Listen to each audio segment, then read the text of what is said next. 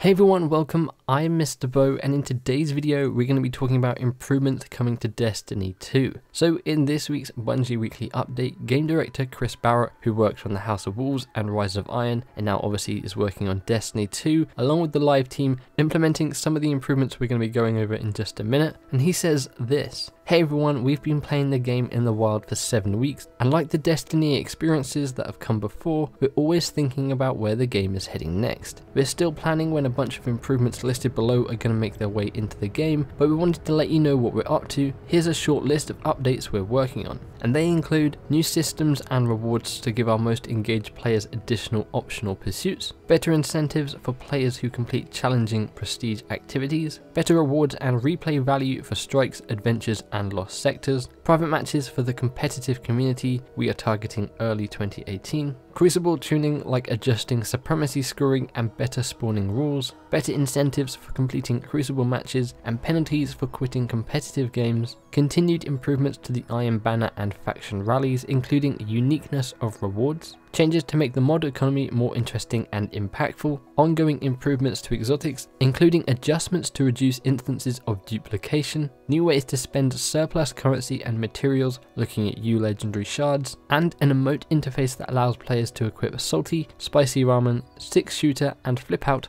all at the same time. There's more we're working on, we'll talk again soon, Barrett." So there are a lot of great improvements there. For instance, obviously more replayability from strikes, adventures and lost sectors. I think that's a big thing at the moment. Obviously in Destiny 1 we had like strike specific gear. Hopefully we can get something like that again, as well for maybe lost sectors. Specific armor sets you can only get from them. Changes to make the mod economy more interesting and impactful is definitely a big one we'd like to see, as now that guns only have one role on them. And something that the community has been asking for years, that are now finally implementing an emote interface, so you can actually have 4 emotes that you want on instead of just one. So there are some great changes here, and obviously they say they have more. They'll probably be talking about those other changes in some of their live streams leading up to Season 2 and the first DLC, The Curse of Osiris. We know they're going to be at Paris Games Week doing a panel there where we'll probably get our first trailer for the DLC, and then they're going to be doing 3 live streams in November leading up to Season 2 and the launch of the Curse of Osiris DLC. Like they usually do with all their DLCs, they do 3 to 4 live streams leading up, giving us a glimpse of what we can expect in the expansion, which is always cool to see. But I think this is just a great step forward for Bungie, being a little bit more transparent, communicating with the community a little bit more. Usually with Bungie, it's like everyone's complaining about these little things that need changing, and then Bungie just never responds. Hopefully we get more things like this in future Bungie weekly updates, where they give us a list of things that we can expect, or things that they are listening to that they know need changing, because this just helps the community put their mind at rest and gives us an idea of what they're actually focusing on and trying to fix in Destiny 2.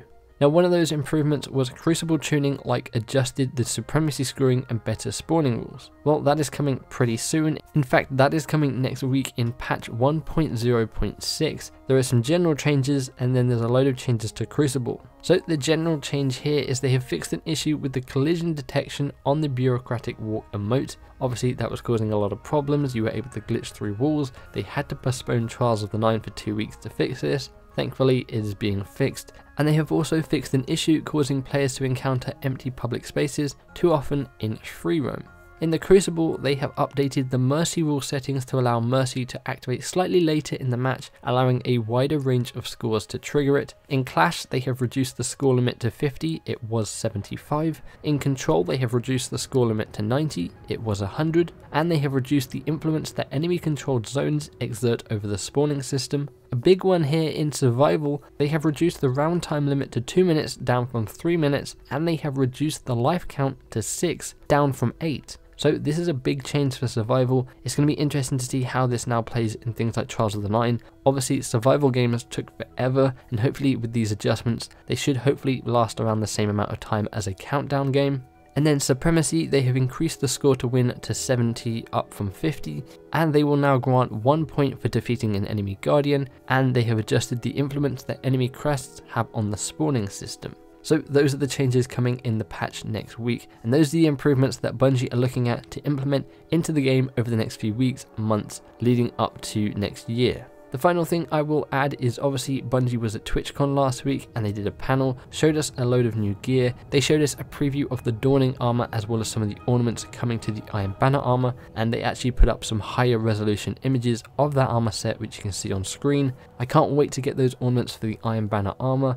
I'm not really a fan of the Dawning armor set. I wasn't really a fan of the armor set in Destiny 1 either, but maybe this stuff will look a little bit nicer with a different shader on it. We'll have to wait and see there. I just can't wait to see what the ornaments are going to look like on the Trials of the 9 armor. But there you have it, that is everything in this week's Bungie Weekly Update. It's great to see we're getting an idea of some of the improvements and some of the things they are listening to and willing to implement into the game, making it just a better experience in general. Let me know out of the list of improvements which thing gets you most excited, or is there something that wasn't on this list that you want to see improved in Destiny 2? Do let me know in the comments below. If you guys enjoyed this video or if it's helped you out in any way, feel free to give the like button a big old hug, subscribe for more Destiny 2 content and coverage, boop the bell to be notified when my future videos go live. Hopefully you guys have an awesome day, thanks for hanging out with me, and I'll catch you in the next one. Bye bye.